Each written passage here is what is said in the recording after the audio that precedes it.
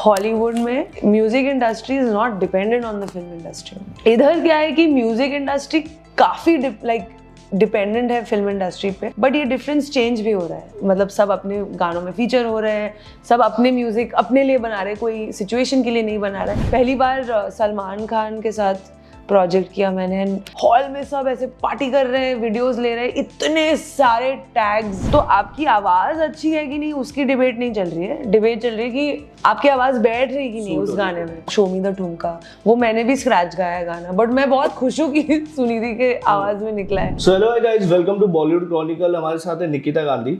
बात करते हैं निकिता गांधी से। इंडस्ट्री में काफी नाम कमाया है और बात करेंगे इतने नाम कमाने के बाद स्ट्रगल पीरियड की आपकी। सबको स्ट्रगल के बारे में क्यों जानना है? Because it is like लोगों को जानना है कि अभी भी स्ट्रगल कर रहे हैं। स्ट्रगल तो लाइफ लॉन्ग रहती है यार, ये कैसा सवाल है? बट इनिशियल डेज की बात की जाए तो कितना इट वाज हार्ड, कैसे जर्नी रही है आपकी? मतलब मेरी स्टोरी तो थोड़ी अलग सी है। मैंने ये मतलब म्यूजिक परस्यू करने का जर्नी नहीं लिया था। I was doing something else. मैं डेंटिस्ट्री की पढ़ाई कर रही थी चेन्नई में। वहाँ पे मेरी प्रोफेशनल करियर शुरू हुई तमिल और तेलुगु इंडस्ट्री में। और उस टाइम में मैं my struggle came in the form of juggling two different lives. मतलब क्योंकि मैं पढ़ाई भी कर रही थी तब, कॉलेज में थी, और कुछ और चीज़ कर रही थी, डेंटिस्ट्री कर रही थी। वहाँ पे दूसरे लेवल का स्ट्रेस है इन टर्म्स ऑफ पढ़ाई। So you were a medical student? Yeah.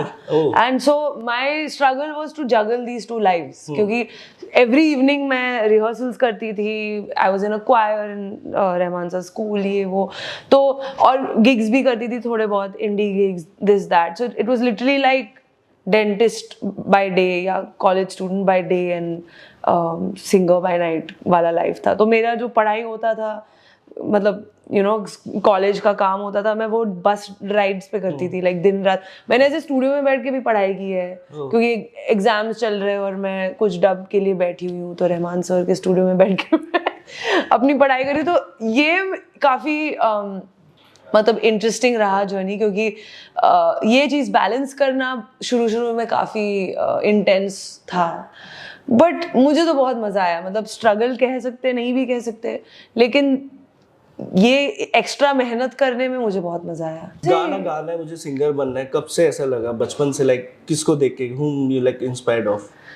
Like that's what I'm saying, like I never thought I would be a singer, but music मेरे लिए बहुत इम्पोर्टेंट था और रहा है बचपन से ही। मैंने बचपन में उड़ीसी सीखा है, हिंदुस्तानी क्लासिकल सीखा है, तो म्यूज़िक, डांस, कल्चरल चीज़ें हमेशा लाइफ में रहा है मेरे लिए। और मतलब ये नहीं कि मुझे सिंगर बनना है, बट म्यूज़िक मेरे लाइफ में रहना बहुत इम्पोर्टेंट है। तो वैसे मैं बड़ी हुई हूँ कि बहुत सारे लाइक मैं जब छोटी थी तो इतने फिल्म गाने नहीं सुनती थी। मैं ज़्यादा इंटरनेशनल आर्टिस्ट सुनती थी, एल्बम्स सुनती थी, like non film artist, Indian artist, कई तब पाकिस्तानी आर्टिस्ट भी बहुत फेमस थे इंडिया में। तो मैं ये सब सुनती थी ज़्यादा, और फिल्म गाने कम सुनती थी। एंड ऐसे बड़ी हुई हूँ, and music has always been important for me. कभी इंडस्ट्री में आने के बाद कभी डिसअपॉइंटमेंट फेस के, कभी रिप्लेस्ड हुए हो? हाँ, बहुत। कोई भी एक किस्सा जैसे कि आप शेयर करना चाहोगे? कुछ डिसअपॉइंटमेंट कहाँ से मिली? कुछ ऐसा इंसिडेंस हुआ हो? वेल, रिप्लेसमेंट तो बहुत बार हुआ है, बट मैंने ये इस पर्सपेक्टिव से देखा है कि अगर मैं रिप्लेस हो रही हूँ एक गाने में, तो मैं भी किसी और को रिप्लेस कर रही हूँ एक दूसरे गाने में। तो वो बैलेंस हो जाता है। एंड ऑल्सो गानों में, फिल्म में क्या होता है कि आप एक स्टोरी के लिए गा रहे हो, तो आपकी आवाज़ अच्छी है कि नहीं उसकी डिबेट नहीं चल रही है, डिबेट चल रही है कि आपकी आवाज़ बैठ रही कि नहीं उस गाने में। तो ये डिसअपॉइंटमेंट नहीं होना चाहिए एक्चुअली।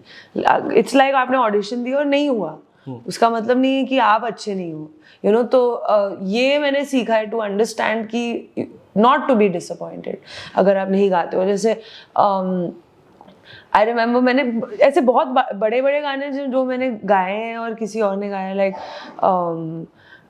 जैसे अभी एक इंटरव्यू में हम लोग बात कर रहे थे and there spoke of show me the Thumka, वो मैंने भी स्क्रैच गाया है गाना, बट मैं बहुत खुश हूँ कि सुनिधि के आवाज़ में निकला है वो गाना। तो मुझे ये भी लगता है कि एज अ म्यूजिशियन म्यूज़िक को म्यूज़िक जैसा देखना चाहिए, अपने पर्सपेक्टिव से नहीं देखना चाहिए, क्योंकि मैं भी जब कई गाने सुनती हूँ और मेरी आवाज़ हट जाती है और किसी और की आवाज़ होती है, मोस्ट ऑफ द टाइम मैं खुश होती हूँ क्योंकि गाना अच्छा लगता है मुझे।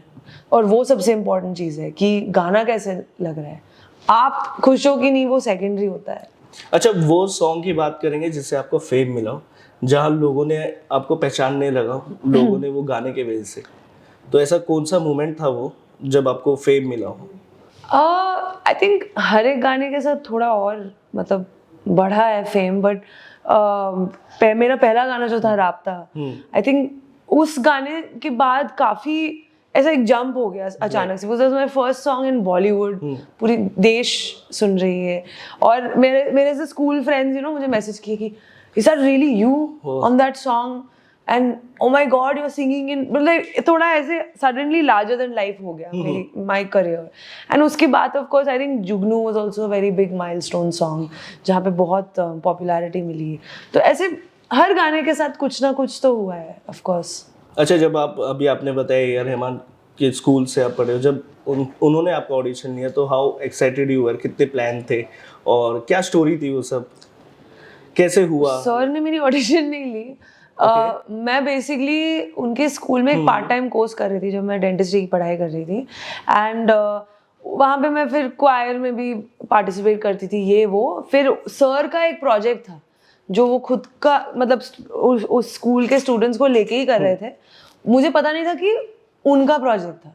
और मैंने ऑडिशन भी अपने हॉस्टल से ही दिया क्योंकि मेरे कॉलेज के एग्जाम्स हो रहे थे, तो मैंने एक वीडियो ऑडिशन ऐसे गिटार बजाते हुए गाते हुए किया, एंड वो ऑडिशन सर ने देखा था और फिर उन्होंने उनको मेरी आवाज़ अच्छी लगी, he started calling me for छोटे छोटे dubs in different films, so that's how it happened. कोई भी कंपोजर हो बड़ा या फिर प्रोड्यूसर हो, उन्होंने आपको ऑफर दिया हो and you don't like the song, फिर आप कैसे मना टैकल कैसे करते हो?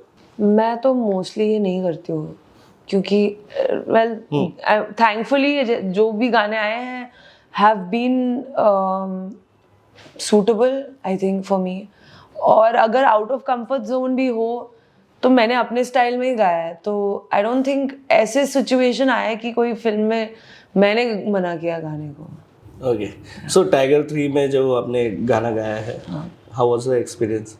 सलमान खान की मूवी के लिए सॉन्ग था। I mean, it was Tiger is a like big yeah, name of in the course, industry. a very big song, और पहली बार सलमान खान के साथ प्रोजेक्ट किया मैंने, and I got to see his fandom जो बहुत बड़ा है, बहुत अलग है, क्योंकि स्पेशली जब फिल्म रिलीज हुआ ना तो तब हॉल में सब ऐसे पार्टी कर रहे हैं, वीडियोस ले रहे हैं, इतने सारे टैग्स, इतने सारे लोग ने मुझे स्टोरीज में अपने ही व्हाटएवर फीड में टैग किया कि हॉल में सेलिब्रेट कर रहे हैं, गाने के साथ नाच रहे हैं, मतलब उनकी फैंडम कुछ अलग लेवल की है एकदम। सो बात करेंगे हॉलीवुड वर्सेस बॉलीवुड की। सो इस इंडस्ट्री में आपको क्या लगता है हॉलीवुड के अलावा कि कहाँ पे इंडस्ट्री लैग कर रही है? जो फेम और जो पेमेंट की बात करेंगे दोनों इंडस्ट्री की, यहाँ पे एक सिंगर के अकॉर्डिंग कम होती है। एक होता है ना ऐसे कि हाँ वहाँ पे ज़्यादा फेम है सिंगर्स को लेके, बॉलीवुड इंडस्ट्री के अंदर कहीं ना कहीं लैग हो रही है चीज़ें। बेसिक डिफरेंस ये है कि हॉलीवुड में फिल्म इंडस्ट्री और म्यूजिक इंडस्ट्री बहुत अलग है। डिफरेंट पार्ट, या music industry is not dependent on the film industry, so technically that's not Hollywood, मतलब it's just music, like music Hollywood is films, right? और जो म्यूजिशियंस है म्यूजिक इंडस्ट्री है वो उसका कोई फिल्म के साथ लेना देना ही नहीं है, और उनकी ओवरलैप होता है कभी कभी, मतलब फीचर देखते हैं हम लोग कई गानों की in English films, but industries बहुत सेपरेट है।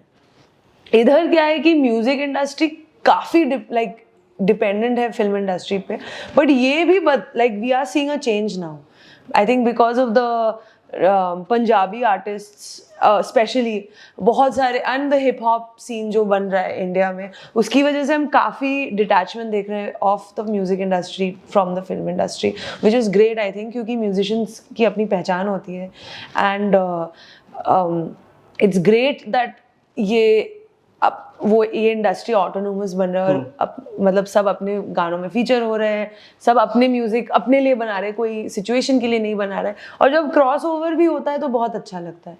तो ये आई थिंक डिफरेंस है, बट ये डिफरेंस चेंज भी हो रहा है। What would you suggest to someone कि जो इस इंडस्ट्री में आ रहा है एज अ सिंगर जी इन द म्यूजिक इंडस्ट्री, क्या सजेशन देना चाहोगे उसको? आई फील लाइक सजेशन देना ही नहीं चाहिए किसी को, कि क्योंकि सबकी जर्नी बहुत अलग होती है और सबका प्रोसेस, सबकी म्यूजिकलिटी, सबका टैलेंट अलग होता है। तो मेरा सजेशन यही है कि किसी का सजेशन मत लो और अपना अपने दिल से जो आता है वो करना चाहिए। ओके अच्छा, एक और बात है जो मेरे मन में है, लाइक पहले के ज़माने में सॉन्ग्स होते थे 4 मिनट के, 3 मिनट के, लेकिन अब के ज़माने में 2 मिनट, 2.5-3 मिनट से ज़्यादा सॉन्ग नहीं होते। तो क्या रीज़न है उसके पीछे? क्या ये लेजीनेस है कि सॉन्ग इतने कम आ रहे हैं शॉर्ट ड्यूरेशन के? रीज़न यही है कि हमने लाइक नोबडी हैज़ टाइम, और इतना like social media is a huge reason, internet is a huge reason, because content packaging जितना छोटा होते जा रहा है वो म्यूज़िक में भी दिख रहा है ना। जैसे हम गाने रील्स में डिस्कवर करते हैं, स्टोरीज में डिस्कवर करते हैं, तो ऑब्वियसली कंजम्पशन भी और भी छोटा होते जा रहा है। जैसे लॉन्ग फिल्म फॉर्मेट भी अफेक्ट हो रहा है सेम रीजन के लिए।